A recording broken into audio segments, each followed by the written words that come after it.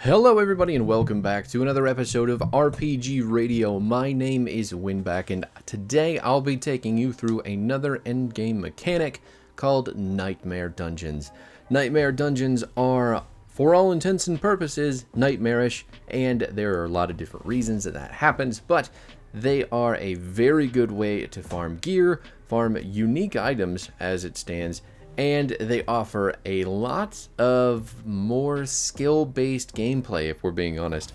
Most dungeons just have you crushing enemies, you're chasing down whispers and you're just slaughtering everything, but Nightmare Dungeons force you to use your brain a little bit more because the environment can also kill you or give the enemies that you're squashing a whole bunch of new terrifying effects. Not only that, but they do give you, as the player, some added bonuses as well to keep things exciting. So, without further ado, let's get into it. The first and most important thing you need to know is how to get a Nightmare Sigil. Sigils are the component that you will activate from your inventory to activate a Nightmare Dungeon.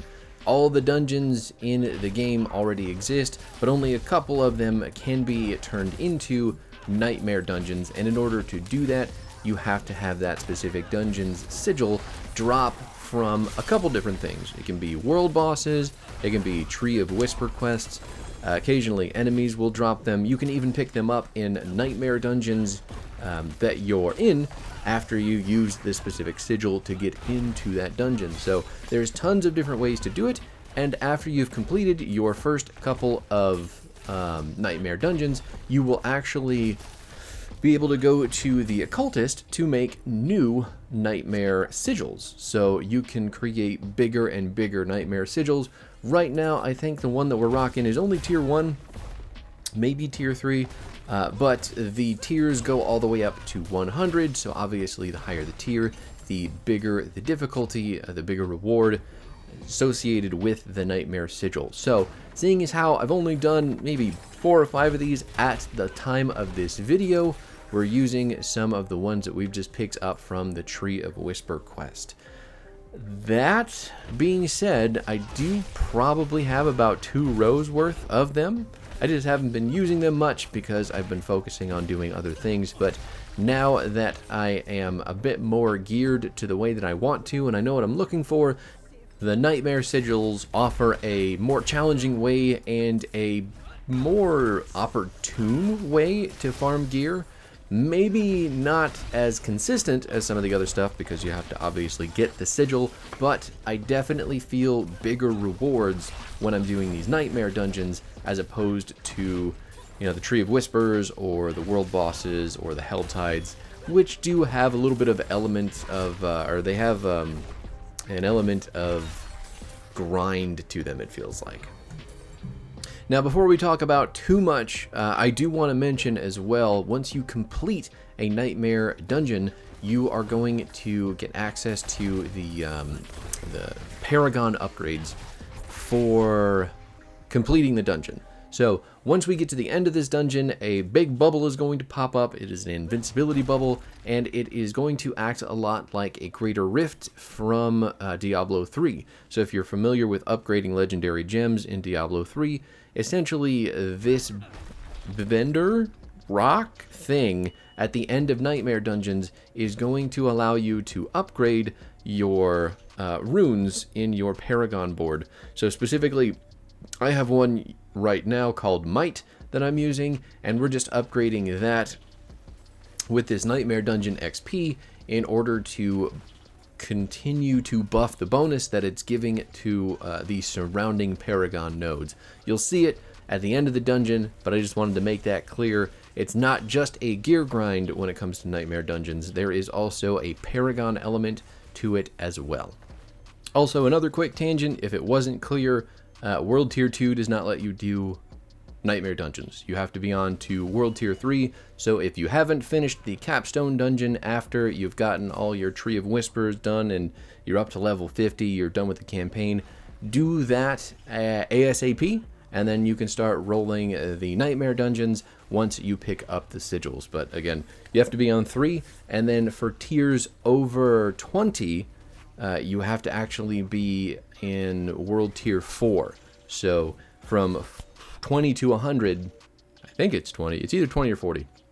From those numbers to 100, you have to be in World Tier 4, which is going to make things even more difficult, and that's what we're all looking for, because higher difficulty means crazier gear. Now let's focus on one of the things that makes a Nightmare Dungeon a unique mechanic in Diablo IV. Maybe not a unique to the genre itself, but what makes a Nightmare Dungeon a Nightmare Dungeon? That is going to be the affixes that apply to both your character and the monsters in the dungeon. So this one specifically, Witchwater, is an affix that gives the player increased gold find, but it gives the monsters two things. All of the elites are going to be poison enchanted, and they are also, all the monsters in the dungeon are also going to do 22% of their physical damage also as poison. So they get a poison buff on all the attacks that they do to you, meaning that before you go into this dungeon, you're going to want to make sure that you have a bunch of poison resist or a bunch of damage over time reduction, which you can get through gems, or there are elixirs as well that you will be on the same tab as your nightmare sigils that you can use to buff yourself specifically for these events, which is going to be very important because, you know, not all builds are built with perfect resistances all the time. So you mix and match, you use what you've got to best approach the dungeon. Since it's only a tier 1 dungeon, I really didn't have to do too much. My build kind of clobbers everything in these dungeons still, and they're not much higher than your average dungeon. So even with those buffs on the monsters, I'm just kind of still smushing everybody, whether it's a snake or a spider or, you know, that satanic grandmother that lives up the street and just can't stop staring at you while licking her lips. You know the one I'm talking about. The other thing I do want to mention as well, if you don't have advanced tooltips on while you're playing D4, you're missing out on a lot of information, because even Nightmare Sigils have a bunch of extra info in their description that you can get through those tooltips. So the reason that I know that these monsters are doing 22% more poison damage is because that's specifically laid out for me in the tooltip, whereas if that wasn't on, it wouldn't explain that sort of thing. So I just kind of have a roundabout idea that they're going to be doing some extra poison damage. 20% obviously isn't as bad as, you know, double the damage except in poison, but it is still good to know what those numbers are so you can go in with the biggest brain possible. And another thing, going off on a ton of tangents here, but when you activate a Nightmare Sigil for a dungeon, remember you can only have one active at a time. So if you hit a Nightmare Sigil that's, you know, tier 20, and you're like, ah crap, I actually only wanted to do a tier 5, then it is going to overwrite that tier 20 if you go and skip back to 5. So you may have just wasted the sigil that had that tier 20 run. So, you know, given that information, be careful about what you're clicking. Make sure that you're doing what you want to do. Even if you did mean to get 5 over 20, I'd still suggest at least running once or twice through the tier 20 dungeon, because you do get a number of revives throughout playing the Nightmare dungeons. They let you get a couple do-overs. The death number is limited, obviously, unlike a normal dungeon in which you just die as many times as you want, but at least you get a couple of tries at it. You're not locked out immediately. They also give you completion rewards. As you can see, it'll pop up on your screen what you're getting, and specifically how that matters to you. But right now, this is the glyph shop. Basically, you're getting XP that goes into upgrading the glyph. Mine is now, since it's leveled up, it's giving us a 30% bonus to all magical nodes within the range. And without pulling up the Paragon board, it's a pretty sizable range on might. That being said, that may not apply to you specifically, but remember to know what you are upgrading through the glyph XP at the end of the Nightmare Dungeon in order to get the most efficient leveling from that gear. Now, the next Nightmare Dungeon I picked up because it just seemed like one was not enough, especially given how easy that last one is. This one is actually a lot more fun. This was a lot more engaging, and this is only going up to tier 3. This is the Stormbane affix, and this is going to have that little floating sigil flying above our head, and every so often this is going to create that big bubble because it's got to protect us from some really nasty lightning flying down from the sky. The reason that this is so much cooler than the last one is because that it not only forces the player to think about where they're standing, it forces the player to think about where the sigil is going to drop and where all the enemy CC is also. Being that a lot of CCs from big mobs are, you know, crazy freeze or stun or root, anything like that, when you have to sit in one particular spot while the timer is counting down, you can easily be killed by a big group of mobs. But if you're CC'd outside of the bubble, you get hit by this huge lightning damage and are just as capable of dying in that way. This is much more of a thinking dungeon, and it feels that way, and that is one of the things that makes Nightmare Dungeons so much fun. This one specifically is definitely taken the top tier for me. I also had one in which the enemies being killed would enrage other enemies who, the more enemies that die, the stronger these living enemies get. They get rage buffed, so you want to kill everything real quick because the longer it lives, the more damage it does to you. And if you kill a bunch of guys and then get CC'd, you're basically gonna just get rammed in your face, and it's not going to be a happy time, I promise. But the number of dungeons that there are, the number of affixes that go around is very large, so there is always going to be something to do. You'll have Nightmare Dungeons that are more fun. You'll have Nightmare Dungeons that are less fun, but ultimately, I mean, you're only in it for the reward. You want to use whichever affix is going to give you the most gear gain, while also finding ones that don't drive you absolutely mad with monotony. I mean, I'm sure there are some out there. There are like the Hell Portal Nightmare Dungeons in which random enemies will random portals will spawn and enemies will start flooding out of them. They'll get all the affixes of the dungeon. Like for this one specifically, they would have all the poison stuff that the dungeon gets baked in with. It's nuts how much variety comes along with this, and just how many different things you get to think about that don't necessarily come in the form of the regular game. It turns Diablo IV into its own kind of arcade machine experience, which is, as a kid from the 90s, I mean, that kind of stuff is so much fun. Just using your brain, timing this sort of stuff, doing a little puzzle on top of the game. It creates this whole ridiculously enticing metagame experience, and it's just chef's kiss. Now, I do want to go back to the tiers for the sigils real quick, because as far as all that stuff is concerned, that will really dictate how well you can prepare for the Nightmare Dungeon.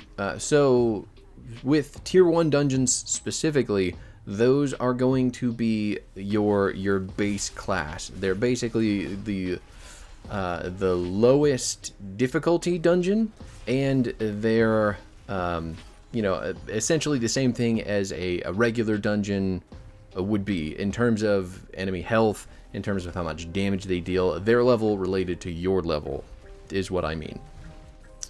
From what I've read, the easiest way to think about it, at least progression wise, I saw it is tier 1 would be like a level 54 dungeon as compared to your character, and then tier 10 would be similar to a level 63 dungeon. So after tier 10 of the Nightmare Sigils, I mean, you can kind of see how the progression goes. They get higher and higher, but you do want them to be higher and higher because your character level obviously goes up. At this point, tier 1 is probably a little bit too easy for my build, and we should be doing anywhere from tier probably 4 to 7. If I want a consistent difficulty to it, but you know what, we may be able to just rock a tier 10. I haven't picked any of those up. I'll need to craft them, but it could be worth just the litmus test that comes along with a nightmare dungeon. But that's just me thinking out loud. Remember also, if you're going into these dungeons with a party, difficulty is going to ramp up based on the number of people in your party as well, so that's always a factor to come into it with. But if you're just solo grinding like I am right now, things are a lot easier to figure out and kind of guess in terms of your own capability or what your build's capable of. So yeah, just remember there's math behind all this stuff, and if you really want to know the specific math that goes into it, go Google it. I'm sure it's much more informative than my ADHD brain can really describe. The basic point that all of this is leading to is that the higher the Nightmare Sigil tier, the higher the reward you're going to get, whether that is gold, whether that is item drops at the end, or the glyph XP that you'll get at the end for completing the dungeon as well. Glyph XP is going to be super important, but from what I've read, you're going to want to have, being frozen, are you kidding? Frozen, feared, all sorts of poison, and my nightmare is ended with one huge exploding combo kick to a tiny spider's face. This is yet another super fun barbarian affix. It's crazy. I love it. You kick them, they explode. It's so good. Sorry, but I got distracted. Tiers for the Nightmare Sigils. If you're farming, from what I've read, if you're farming for glyph XP, it is better to get up to the ancestral tier, which is the tier 4 of Nightmare Sigil, because they will give you the most bang for your buck. Right now, we're only at tier 3. That's all we've got. I think it's going to be just as easy to put that into the glyph, so why not do it since I have the time. But if you are specifically way into tier 4 and you have, the need to farm glyph XP, do it on level 21 and up Nightmare Sigils, because they are going to provide you with even more than a level 20 sigil would. If you want to talk specific numbers as far as tiers for Nightmare Sigils are related, 1 to 10 is going to be 3 affixes for the dungeon itself, meaning 1 positive, 2 negatives. Tiers 11 to 20 will be 4 affixes, again 1 positive, 3 negative. And then from 21 to 100, which are the ancestral sigils, there will be 5 affixes, with the bad guys getting 4 of those and the player getting 1. So it's just that easy. I mean, to remember, obviously. The easy ones are easy, the hard ones are hard. Shocking commentary, I know. Apart from that, though, there is not a whole lot more to the Nightmare Sigils, the Nightmare Dungeons themselves, apart from their, almost extreme amounts of variety and things that you can do when you have these sigils. So I want to farm as many as possible because they are incredibly fun for what they are, but if I get a whole tab full of them and I don't have any of the ones that I'm looking for, you can actually take them to the occultist, which is the vendor, and he can break them down into sigil dust. From there, that's how you craft new sigils. You can break down as many as you want to get to the amount of the tier that you want. You'll purchase that, and then you can go hunt down to your heart's content. I'll show you that at the end of the video once we get out of this dungeon, because the spider bosses are just... they are my bane. The amount of stuff that they just puke on the ground and all the CC and everything there, I was honestly terrified that the spider was going to do its big boot, its AoE, you know, melee boot, the instant that it was sharing a bubble with me. So we're trying very hard not to get stuck in the bubble with it. Thank God it didn't happen. Picking up a new nightmare sigil, a fancy mace, and a hat. Those completion rewards. And now we've got our big invincibility bubble, so you don't have to worry about hiding inside the little bubble from the lightning that comes down.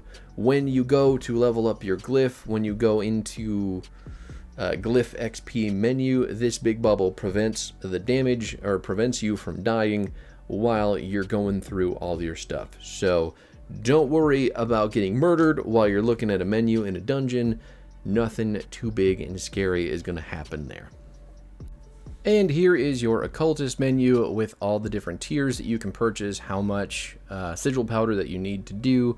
It's a tab that just opens once you gain access to nightmare sigils, and you do a couple of them because this will come up as a side quest. This will show up on your map to go to Kiovashad to talk to Damien about this stuff specifically. So just knock a couple of those bad boys out, go build yourself some new nightmare sigils, get the levels that you want, start farming that big bad gear that everybody needs to get up to the next capstone dungeon, and just enjoy your time. D4 is fully released as of this video, and if you are not enjoying yourself, I don't know how you find happiness, because honestly, this game is just fantastic. But hey, thanks so much for hanging out. I'll catch you all next time. Peace out, everybody.